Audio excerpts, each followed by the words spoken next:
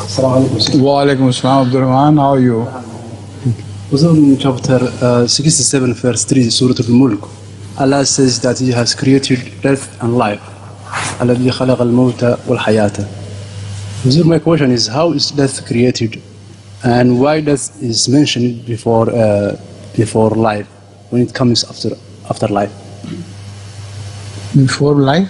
What? He said how death was created, and why was it? What is the wisdom that it was mentioned before life, death then life?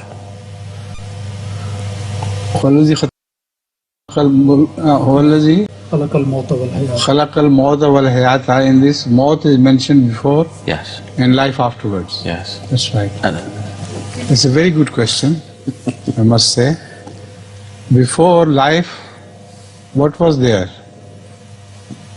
Death? Or no? So death should be mentioned before. When there was no life, there was death.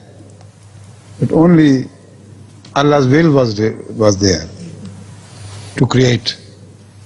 So first of all, He created death, because death also is no independent force. Even death is under Allah's command.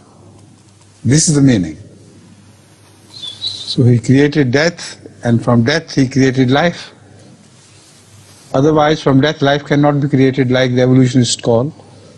It's stupid, extremely stupid, that death should automatically come to life. So the Quran's order of the words is full of significance.